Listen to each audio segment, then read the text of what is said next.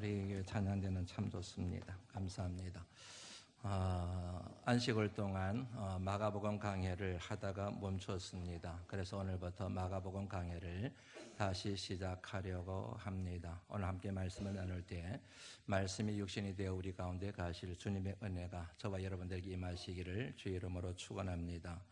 우리가 예수님을 믿는 이유와 목적은 하나밖에 없습니다. 그것은 바로 복 때문입니다. 복을 받기 위해서 예수님을 믿고 그리고 삼위일체 하나님을 믿는 것입니다. 이 같은 얘기를 들으면 어떤 분들은 우리가 겨우 복이나 받으려고 예수님을 믿나 그렇게 반문하실 분들이 있을 수가 있습니다. 그 같은 반문은 복에 대한 이해가 왜곡되어 있거나 복에 대한 이해가 편협하거나 복에 대한 이해가 잘못되어 있을 경우가 많습니다. 제가 말하는 복이라고 하는 것은 궁극적인 복을 얘기하는 것입니다. 구원을 얘기하는 것입니다. 영생을 얘기합니다. 천국을 말하는 것입니다. 현세적인 복이 아닙니다. 물질적인 복이 아닙니다. 이 세상에서 부귀영화를 누리며 살아가는 복이 아닙니다. 천국입니다. 더 정확하게 말씀드리면 이 세상을 천국처럼 살아가고 죽어서도 영원한 천국에 들어가는 그 같은 복을 얘기하는 것입니다. 저와 여러분들 이 땅에서 잘 먹고 잘 살고 넓은 집에 살고 돈 많이 벌고 그리고 땅을 사고 좋은 차를 몰고 다니고 부귀영화를 누리기 위해서라고 한다면 굳이 하나님을 믿을 필요는 없습니다. 다른 신을 믿어도 상관없습니다. 아니 신을 믿을 필요도 없는지 모릅니다. 왜냐하면 우리에게 있는 힘과 능력을 가지고 아니면 수단과 방법을 가리지 않고 있어도 얼마든지 세상의 부귀영화를 누릴 수가 있기 때문에 그렇습니다. 여러분 주변을 조금만 둘러보시면 하나님을 믿지 않는데도 불구하고 그런데도 불구하고 세상의 부귀영화를 누리는 사람들이 얼마나 많이 있습니까? 많은 의문을 가지고 계실 터인데 사람의 힘으로도 여러분 수단과 방법을 가지지 않고서도 얼마든지 이 세상의 부귀영화를 누릴 수가 있습니다. 물론 하나님이 주시는 것과 내 힘과 내 지혜로 얻는 것과 사이에는 질적인 차이가 있기는 하지만 부귀영화를 위해서라고 한다면 굳이 하나님을 믿을 필요는 없다는 얘기입니다. 저와 여러분들이 하나님을 믿고 그리고 저와 여러분의 인생을 하나님 앞에 맡기는 이유와 목적은 하나밖에 없습니다. 구원입니다. 영생입니다. 천국입니다. 오직 하나님을 통해서만 이 같은 복을 얻기 때문에 우리가 하나님을 믿는 것입니다. 이 같은 복을 받아 누리기 위한 절대적인 조건 이미 말씀을 드렸지만 믿음입니다. 믿음이 있어야 합니다. 삼위일체 하나님을 믿으셔야 합니다. 예수 그리스도의 이름을 믿으셔야 됩니다. No other name. 다른 이름은 절대로 있을 수가 없습니다. 여러분들이 이해가 되시든 이해가 되시지 않든 여러분들이 믿으시든 믿지 않든 그것은 상관없습니다. 이것은 진리입니다.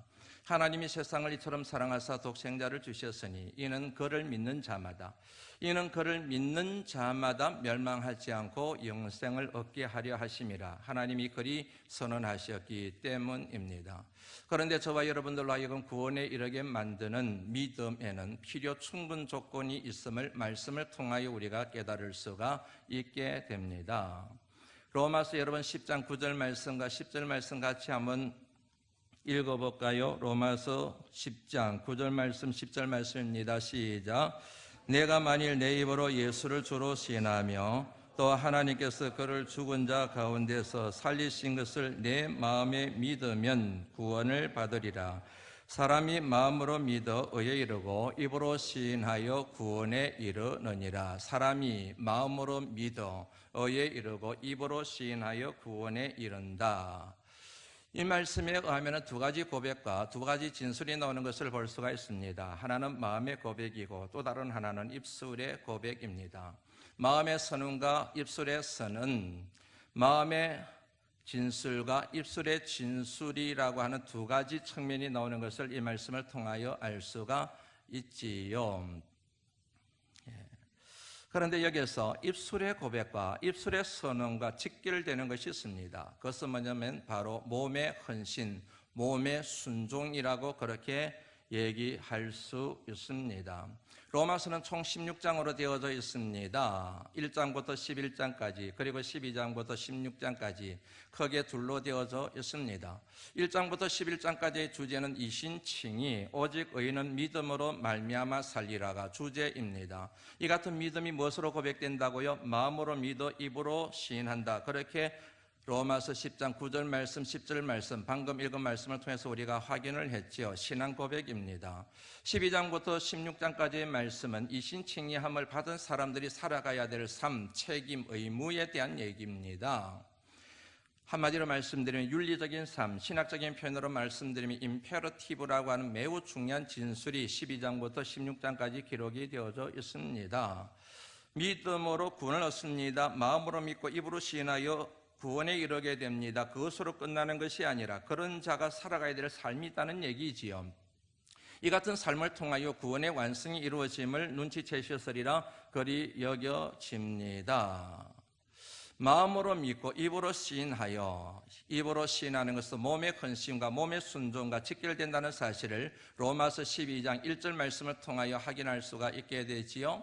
그러므로 형제들아 내가 하나님의 모든 자비하심으로 너희를 권하노니 너희 몸을 하나님이 기뻐하시는 거룩한 산제물로 드리라. 이는 너희의 드릴 영적 예배니라. 너희 몸을, 너희 마음이 아닙니다. 우리의 생각이 아닙니다. 우리의 감정이 아닙니다. 우리의 심령이 아닙니다. 우리의 뜻이 아닙니다. 우리의 영이 아닙니다. 너희 몸을, 너희 몸뚱아리를, 너희 육신을 하나님이 기뻐하시는 거룩한 산제물로 드리라. 이는 너희의 드릴 영적 예배니라. 몸의 헌신과 몸의 순종으로부터, 근면으로부터 로마서가 12장이 시작되고 있는 것을 밝히고 있는 내용이지요.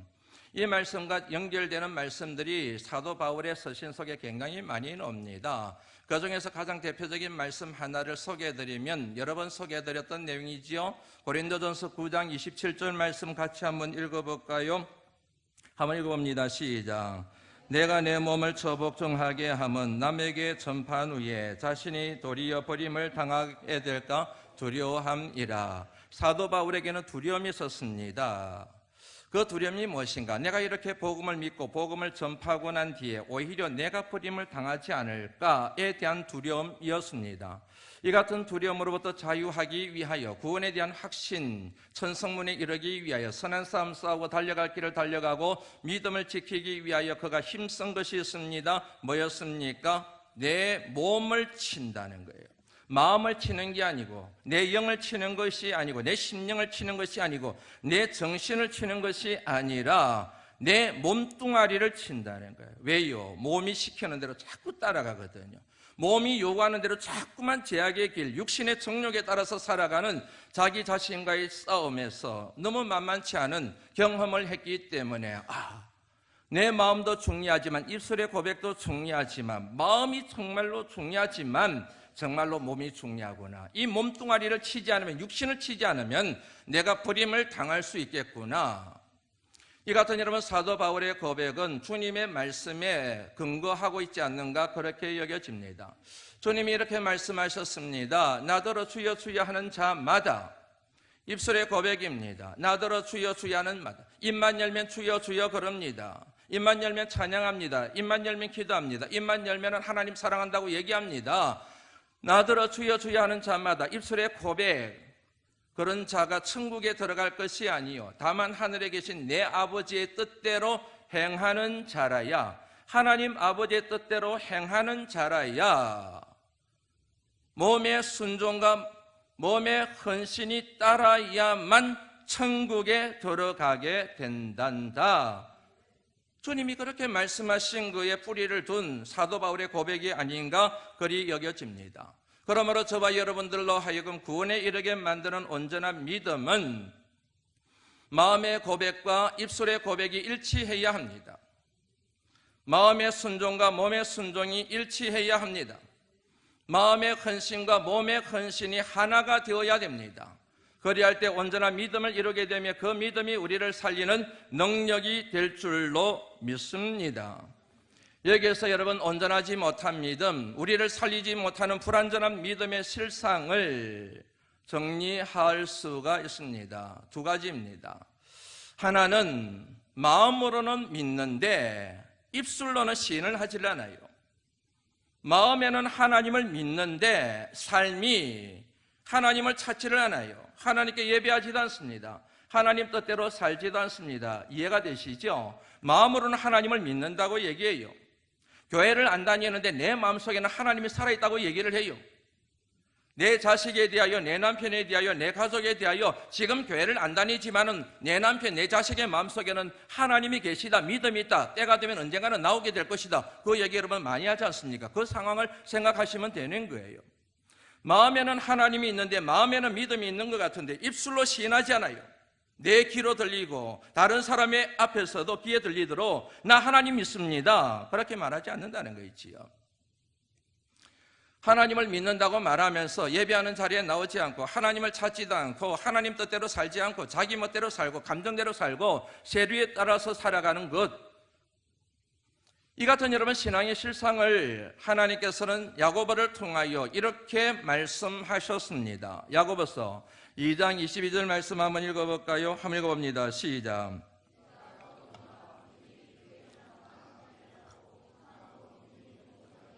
믿음과 행함이 같이 간다는 거예요.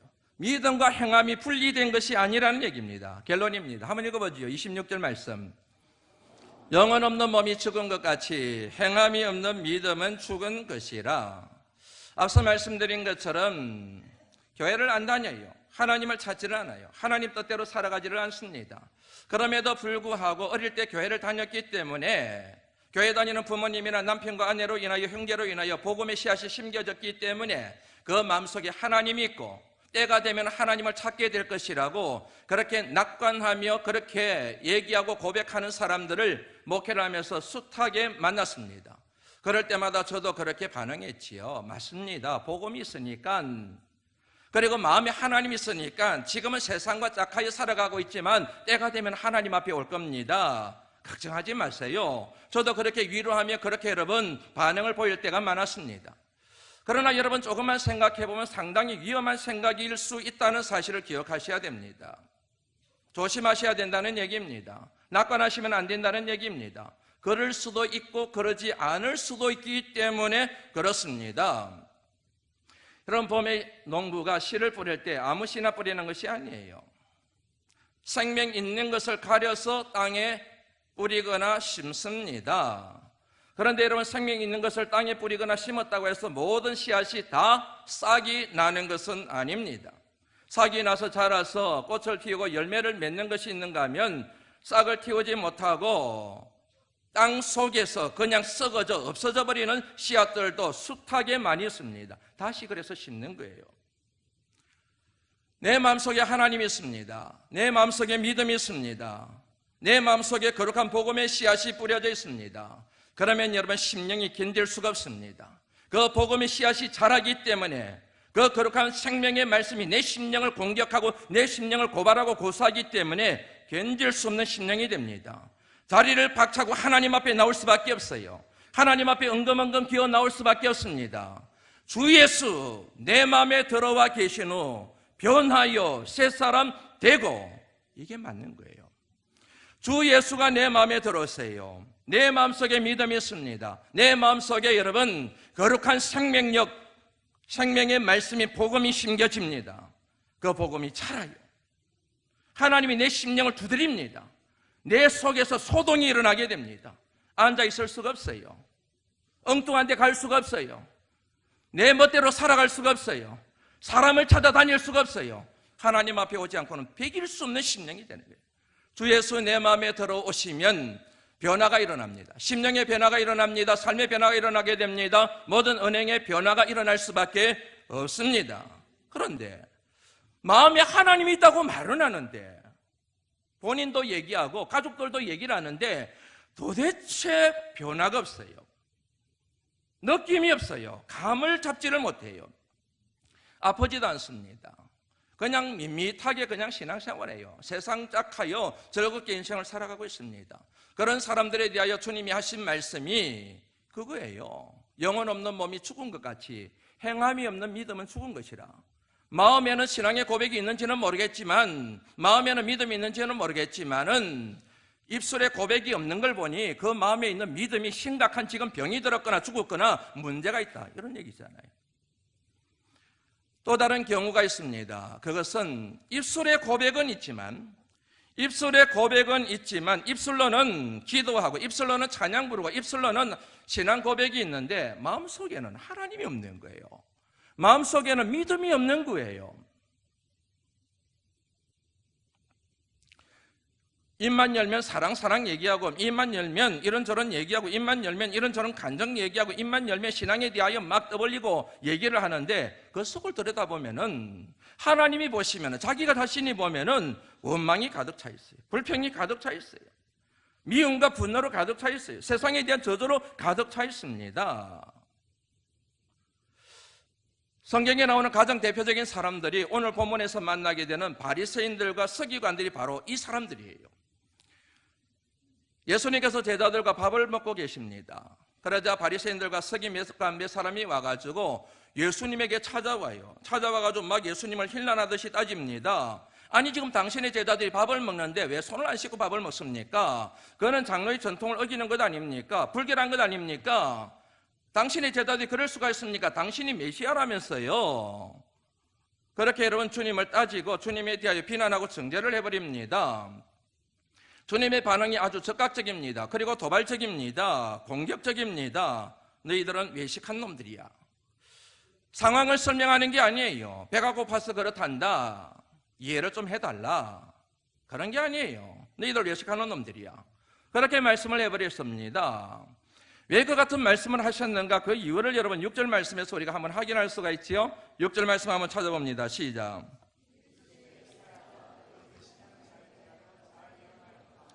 기록하였으되 이 백성이 입술로는 나를 공경하되 마음은 내게서 멀도다. 정리가 되시죠? 너희들 외식하는 놈들이야. 외식하는 자에 대한 정의가 나와 있습니다. 입술로는 하나님을 공경하는 거예요. 입술로는 찬양하는 거예요. 입술로는 신앙 고백하는 거예요. 입술로는 하나님이 내 삶의 주인이라고 얘기하는 거예요. 그런데 마음에는 하나님이 없다는 거예요. 마음에서는 하나님이 멀리 떠나가 있다는 거예요. 하나님으로부터 자유해버린 거예요. 그게 바로 외식한 자의 정의입니다. 여러분, 밥을 먹을 때 손을 씻습니다. 그거는 여러분 잘하는 일이에요. 그런데 그것을 보면은, 밥을 먹기 전에 손을 씻는 걸 보면은, 야, 이 사람들 믿음 참 좋구나, 율법대로 제대로 하고 있구나, 그렇게 생각할 수가 있는데 실상 속을 들여다보면은 아니란 얘기예요. 겉으로 보이는 것은 미끈한데 안에는 추하고 더러운 죄들로 가득 차 있다는 거잖아요. 21절 22절 있습니다. 시작. 마음에서 나오는 것은 악한 생각, 곧 음란과 도둑질과 살인과 간음과 탐욕과 악독과 속임과 음탕과 질투와 비방과 교만과 우매함이니. 한마디로 말씀드리면 바리새인들, 서기관들, 자기들은 밥을 먹을 때 손을 씻고 먹는다고 자랑을 하지만 그것보다 더 더러운 것들이 속에 넘친다는 거예요. 온갖 추악하고 더러운 죄들이 가득 차 있다는 얘기지요. 그럼에도 불구하고 자신들은 손을 씻고 밥을 먹는다고 대단한 것처럼, 믿음이 좋은 것처럼 그렇게 자랑하고 자기들의 믿음을 드러낸다는 그 같은 주님의 고발이지요. 다른 복음서에서는 주님이 이들에 대하여, 이 같은 신앙의 행태에 대하여 고발하시기를 외식하는 자들에 대하여 뭐라고 말씀하셨느냐면 회칠한 무덤이라고 그랬어요. 회칠한 무덤. 뭔지 아시죠? 여러분, 이스라엘 지방에서는 사람이 죽으면 돌을 파서 거기에다 매장을 했어요. 돌을 파서 그 시신을 넣고 밖에다가 큰 돌을 굴려서 입구를 가로막고, 그리고 해를 칠해요. 아무도 들어가지 못하도록, 짐승이 들어가지 못하도록.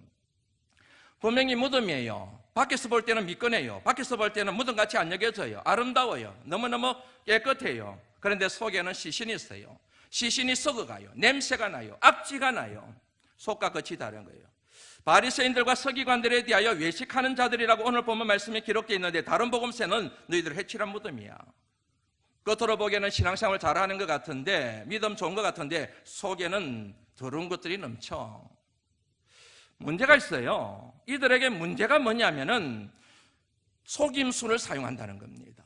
다시 말씀드리면 겉과 속이 다른 그들의 믿음을 가리기 위하여, 속에 추하고 더러운 것들이 있는 것들을 감추기 위하여 속임수를 사용한다는 거예요. 포장을 한다는 겁니다. 그게 뭐냐면 예수님이 고발하신 내용이 사람의 계명이라는 거예요. 한번 읽어볼까요? 오늘 본문 말씀 7절 말씀부터 한번 9절까지 한번 읽어보시죠. 시작. 교훈을 삼아 가르치니 나를 헛되이 경배하는도다 하였느니라. 너희가 하나님의 계명은 버리고 사람의 전통을 지키느니라. 또 이르시되 너희가 너희 전통을 지키려고 하나님의 계명을 잘 이해가 되시죠? 여기에 두 가지 계명이 나옵니다. 하나는 하나님의 계명입니다. 하나님의 계명은 하나님으로부터 비롯된 것입니다. 하나님께서 하나님의 백성들을 살리기 위하여 주신 하나님의 말씀을 일러서 하나님의 계명이라고 얘기합니다. 이 같은 하나님의 계명에 토한 믿음을 온전한 믿음이라고 얘기하는 거예요. 그 믿음이 우리를 구원에 이르게 만드는 능력이 되는 겁니다.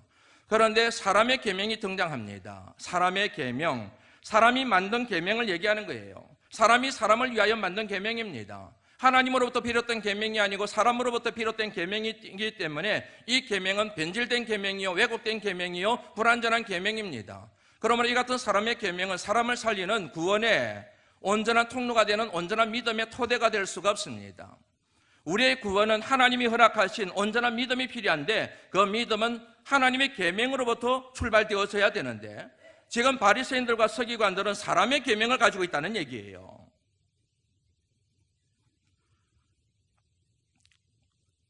주님이 그렇게 얘기하신 거예요. 그들은 절대로 자기가 가지고 있는 계명이 사람의 계명이라고 얘기하지 않아요. 우리가 가지고 있는 전통이, 장로의 전통이 하나님의 계명이라고 얘기를 하는 거예요. 그런데 하나님은 아니야, 주님은 아니야, 그거는 사람의 계명이야, 하나님의 계명이 아니야. 그렇게 지금 주님께서 정리를 하고 계시는 내용이라는 얘기예요.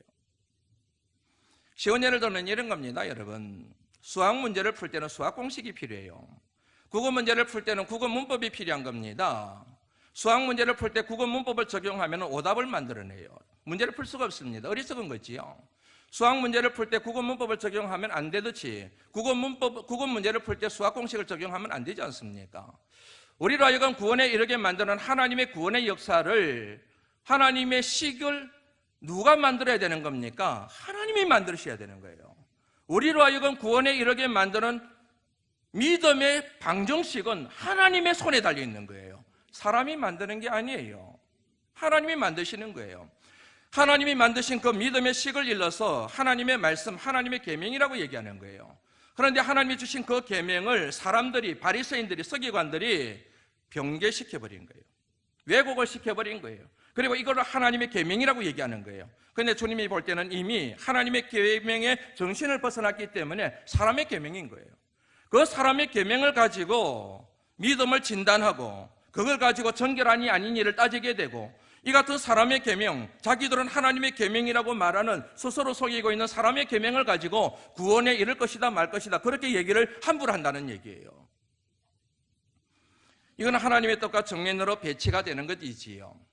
더 심각한 문제가 있습니다. 왜 그들이 여러분 하나님의 계명을 변기하여 사람의 계명을 만들어 놓고 사람의 계명을 하나님의 계명처럼 그렇게 떠벌리고 돌아다니느냐 하면 자신들의 욕심을 채우기 위해서예요. 자신들의 욕망을 채우기 위해서 그런 겁니다. 오늘 본문 말씀에 보면은 주님께서 예로 든 게 있습니다. 모세의 율법에 의하면 내 부모를 공경하라 그랬다. 마음으로만 공경하는 게 아니에요. 입으로만 공경하는 게 아닙니다. 물질을 통해서도 부모님을 공경해야 했다는 건 얘기지요.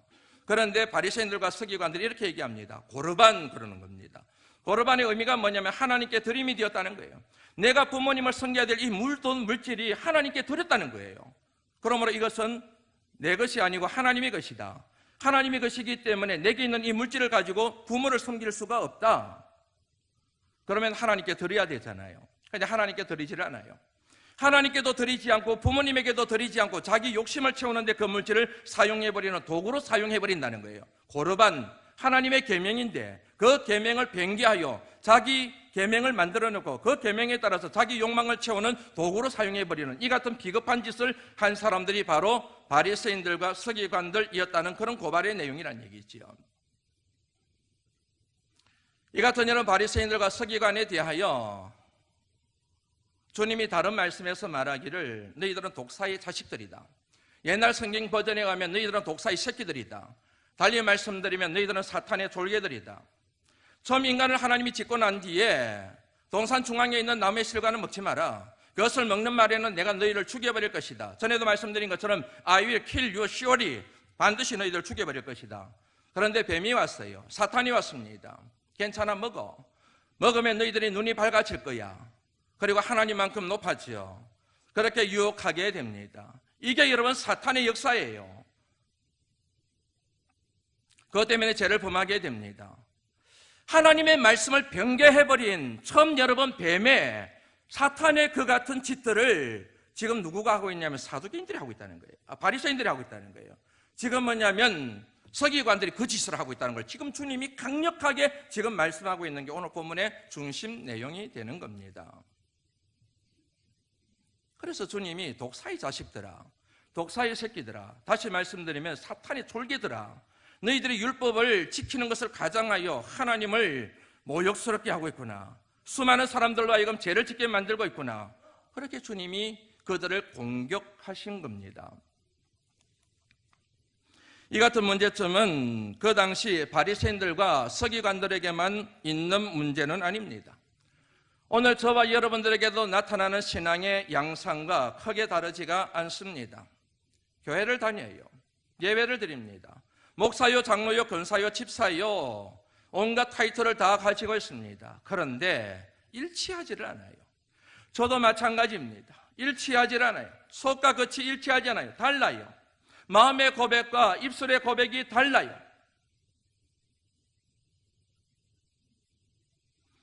마음의 순종과 몸의 순종이 일치하지를 않아요. 마음으로는 고백하는데 입술에 신이 없어요. 입술에 고백은 있는데 찬양은 부르는데 예배는 드리는데 봉사도 한다는데 기도는 하는데 그 마음속에 진실된 믿음이 없어요. 예배 드리고 기도하고 헌금하고 봉사하는 것들, 자기 속에 있는 추하고 더러운 모든 죄들을 가리는 그 같은 도구로 악하게 사용하는 이 같은 비겁한 신앙이 저와 여러분들의 신앙의 실상은 아닌가, 오늘 본문 말씀을 통하여 거울에 비추듯이 비추어 보셔야 됩니다. 영상 하나 보시겠습니다. 한 여인이 보낸 한 맺힌 사연의 편지를 받았습니다. 서울 시내 모 교회를 대를 이어 섬기고 있는 그 여인의 남편도 같은 교회 장로였습니다. 하지만 오랫동안 암으로 투병한 그 여인에게 남편이 이혼을 요구하면서 아예 집을 나가 다른 여자와 동거 생활을 하고 있습니다. 그 여인은 최근에 남편이 동거녀와 함께 100주년 기념교회에서 행복하게 신앙생활을 한다는 사실을 알았습니다. 그래서 제게 하소연하는 편지를 보낸 것입니다.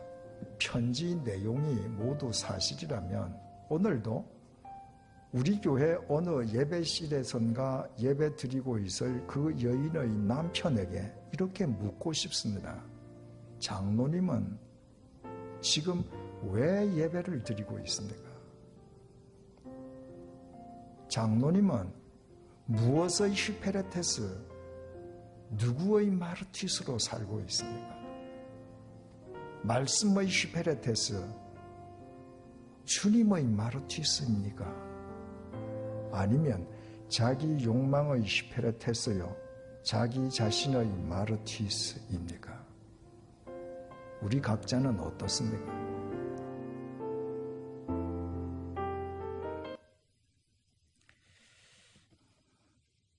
이재철 목사님이에요. 100주년 기념교회. 이 목사님의 설교 일부분입니다. 이 내용을 들으면서 그럴 수 있지라는 생각이 들었습니다. 이 얘기 속에 나오는 장로님, 그 장로님만의 문제는 아니고 고병호의 문제이고 오늘 한국교회의 자화상이라는 생각이 참 많이 듭니다. 주일날이 되면 선데이 드레스를 입고 깨끗한 모습으로 하나님 앞에 나와서 예배를 드리고 찬양을 부르고 우렁차게 하나님의 성호를 높여드리는데, 그런데 그 속에는 하나님이 없어요. 세속적인 욕망이 가득 차 있어요. 자신의 욕망을 이루기 위하여 하나님을 도구로 사용하려고 예배하는 자리에 나와 있다는 얘기지요. 목사요, 장로요, 권사요, 집사요, 수많은 여러분 믿음의 사람들 그렇게 끝은 번지를 해버리는데 속은 아니란 얘기예요. 이게 여러분 한국교회가 직면하고 있는 심각한 지금 문제입니다. 안식일을 보내면서 몇 권의 책을 읽었습니다. 의도적으로 읽었습니다. 그 중에 하나가 존 번연이 지은 철로 역정이라고 하는 책이었습니다. 기독교 명고전 가운데 하나입니다. 여러분 죽을 때까지, 주님 품에 안길 때까지 절대로 손에 놓치지 말아야 될 책 가운데 하나로 여러분들에게 꼭 소개하고 싶은 책이 존 번연이 지은 철로 역정이라고 하는 책입니다. 이 책의 내용이 이렇습니다. 한 순례자가 멸망의 도시를 떠나서 순례의 길을 걸어가게 됩니다. 최종 목적지는 천성입니다. 천국입니다. 하나님 품에 안기는 것입니다.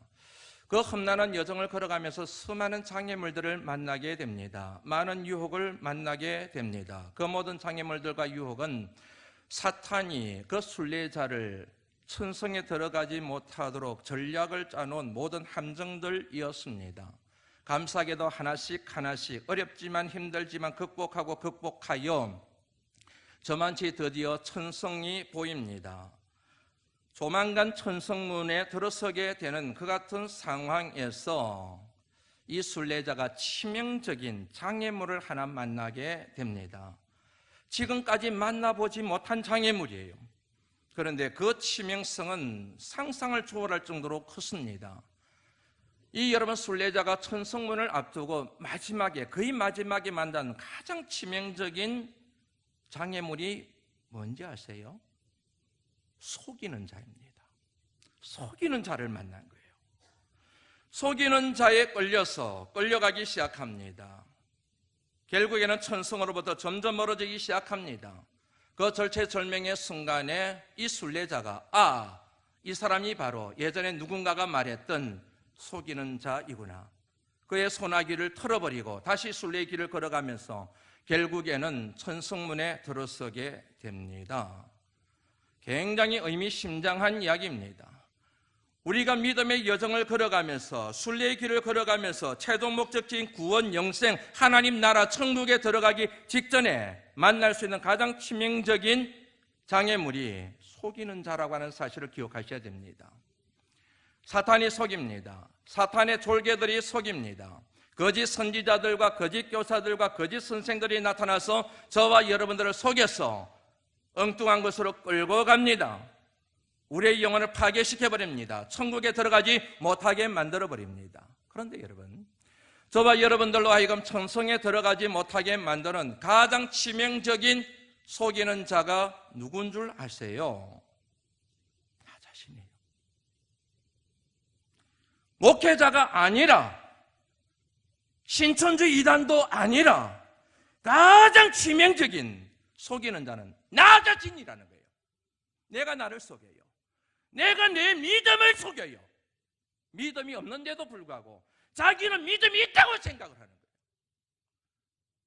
반쪽 믿음을 가지고 자기 믿음이 온전하다고 생각하는 거예요. 이 정도 믿음이면 나는 천국 들어갈 수 있다고 생각하는 거예요. 속에는 거짓된 걸로 가득 차 있는데, 미움으로 가득 차 있는데, 원망과 불평과 수군거림으로 가득 차 있는데, 분노로 가득 차 있는데, 이 믿음으로 나는 천국에 간다는 거예요. 천국은 따놓은 당상이라는 거예요. 내가 나를 속이는 거예요. 가장 치명적인 속이는 자가 나 자신이에요, 여러분. 순례자가 길을 걸어가면서 정말 좋은 사람을 만나게 돼요. 그 사람이 누구냐면 정직이에요. 정직을 만나면서 이 사람이 깨닫게 돼요. 왜냐하면 정직한 사람이 정직하게 가르쳐 주거든요. 당신이 지금 잘못 길로 가고 있습니다. 당신이 지금 상황은 이렇습니다. 이러면 큰일 납니다. 일로 가셔야 됩니다. 절로 가셔야 됩니다. 정직한 영을 만난 거예요. 여호와여, 내 안에 정직한 영을 새롭게 하소서. 다윗의 고백입니다. 다윗이 여러분 우리아의 아내를 범했습니다. 강간했습니다. 천인공날짓을 그 죄를 감추기 위하여 그의 남편 우리아를 전장 제일 앞장에 보내서 죽여버렸습니다. 선지자를 통하여 그의 죄를 자각하고 하나님 앞에 회개하기 시작합니다. 침상이 떠도록 회개하면서 하나님 앞에 간구했던 내용이 여호와여 내 안에 정직한 영을 주시옵소서. 왜 그런 줄 아세요, 여러분? 다윗은 여러분 정말 대단한 사람이에요. 10대의 나이에 골리앗을 이긴 사람이에요. 모든 이스라엘 백성들이 그를 칭송했습니다. 하나님의 인정을 받아서 순서를 무시하고 이스라엘의 두 번째 왕이 된 사람이에요. 그런데 교만해졌습니다. 대단한 줄 착각을 했습니다. 믿음이 있는 줄 알았습니다. 그의 마음속에 정직한 영을 잃어버린 거예요. 그 정직한 영을 잃어버린 순간 그 성군 다윗이 순식간에 강간범이 되어버리고 살인자가 되어버리고 거짓 증인하는 사람이 되어버린 거예요. 이거를 뼈저리게 느낀 다윗이 회개하면서 하나님 앞에 구했던 게 여호와여 내 안에 정직한 영을 주시옵소서. 내가 정직한 영을 잃어버렸기 때문에 내가 이런 죄를 범하게 되었습니다. 누구라고 할지라도 정직한 영을 잃어버리면 죄를 범하게 되고, 누구라도 정직한 영을 잃어버리게 되면 사탄의 졸개가 되고, 누구라도 정직한 영을 잃어버리게 되면 지옥의 나락으로 떨어지게 되어 있습니다. 저와 여러분들도 순례의 길을 걸어가고 있습니다. 구원이 완성됐다고 착각하시면 곤란합니다. 여기에 있다고 해서 모든 분들이 다 천국 가면 얼마나 좋겠습니까만 그러지 않을 수도 있다는 사실을 여러분 항상 두렵게 생각하셔야 됩니다. 히브리서 4장 1절 말씀입니다. 읽습니다. 한번 읽습니다. 시작.